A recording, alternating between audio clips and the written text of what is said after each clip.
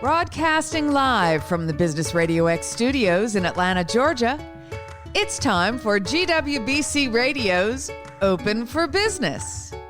Now, here's your host. Lee Kantor here, broadcasting live from WBENC's National Conference 2022 at the Georgia World Congress Center. We're inside the booth of WBC, and that's booth 1812 if you want to come by and see us. Right now we have Randy Brown with Emory University, Manager Supplier Diversity Program. Welcome, Randy. Thanks, I appreciate it. Looking forward to the conversation. Well, I'm excited to learn what you're doing at Emory. Talk about the Supplier Diversity Program over there. How are you serving folks?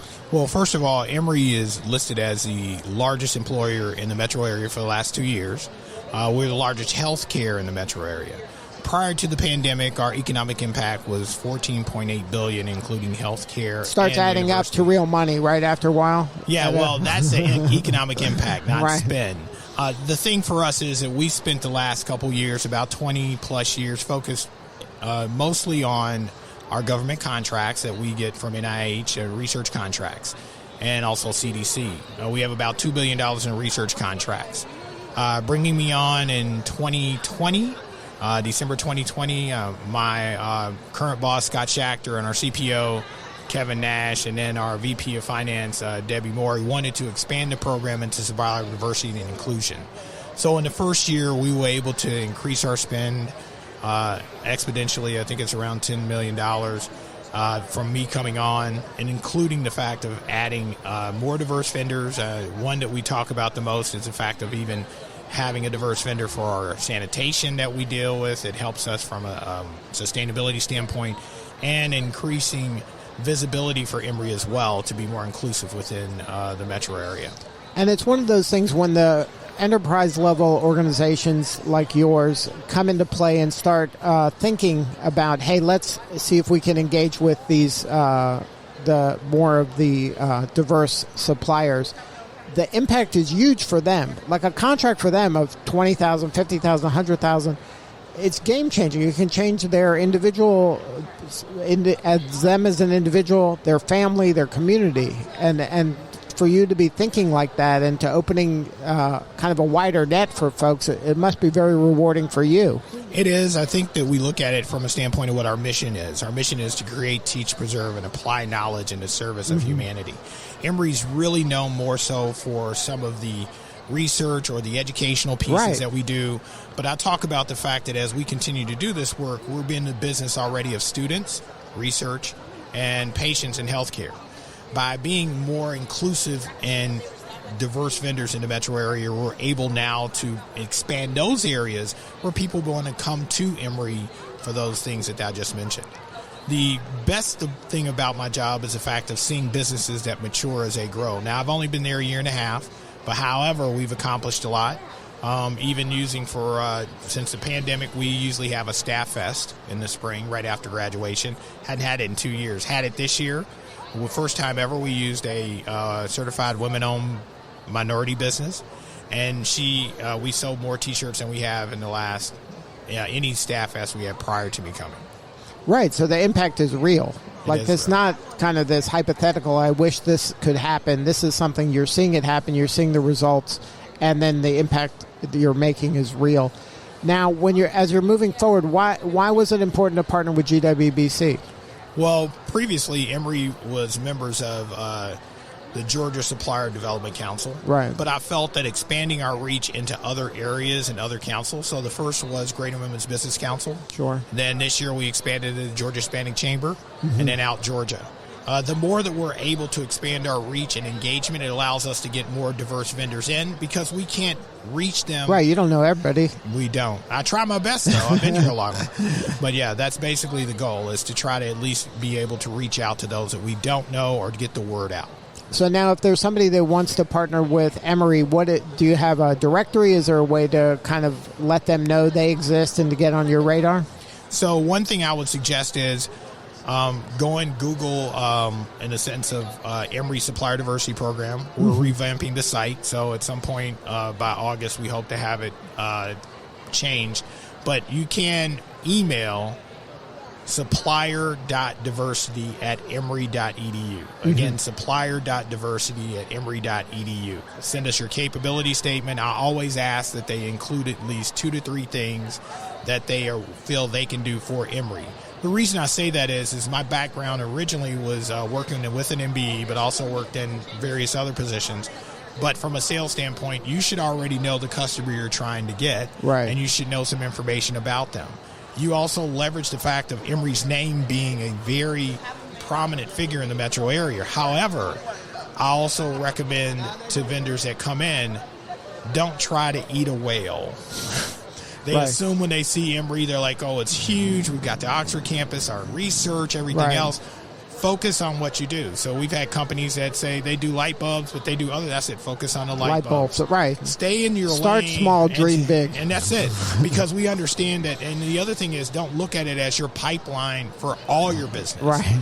Focus on continuing to do it. Because the advantage for us is the fact is we're willing to increase and do this work in the last year and a half.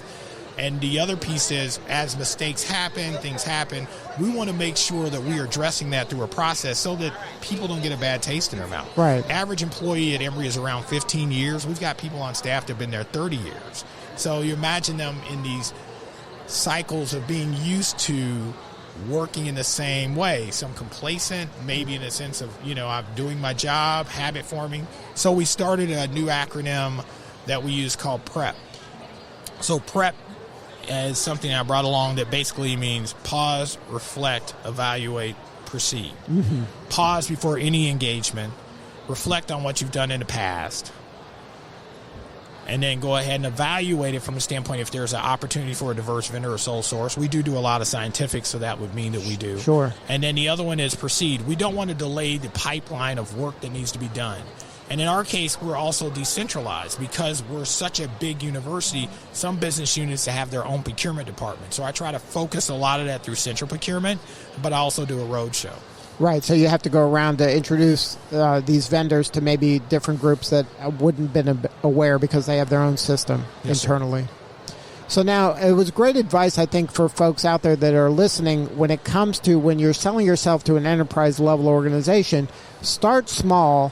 Do a great job, prove yourself, make everybody comfortable, learn how to work together, and then over time you can expand. But don't try to, rush into things and try to, do 14 different things for somebody, even though that you could.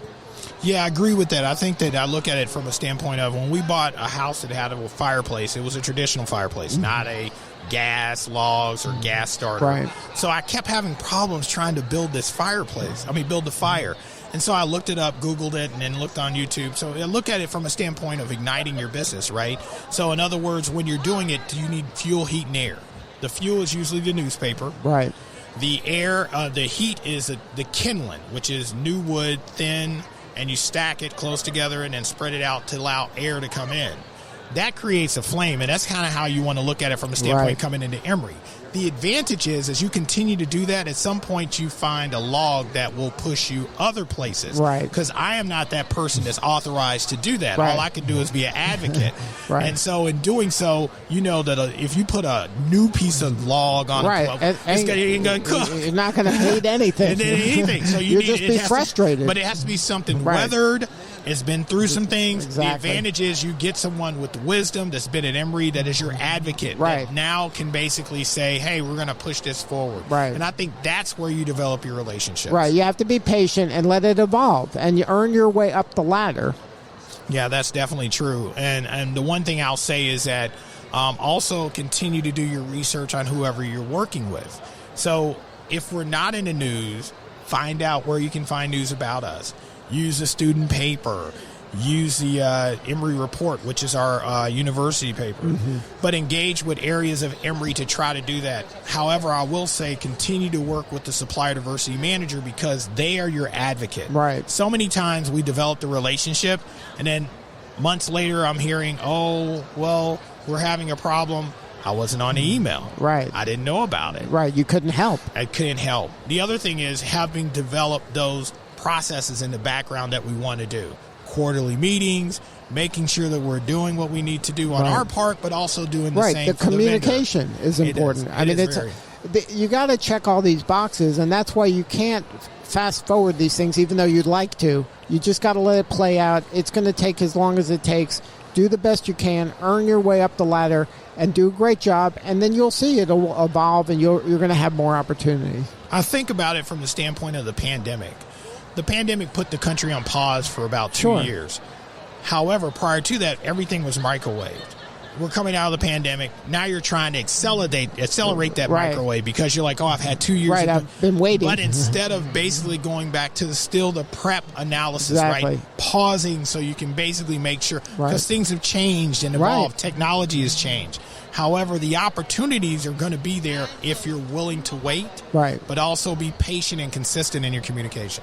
Well, Randy, if somebody wants to learn more about the program, what's the best way again? Again, Google it. It's under Emory Supplier Diversity, but also be able to send an email to supplier.diversity@emory.edu.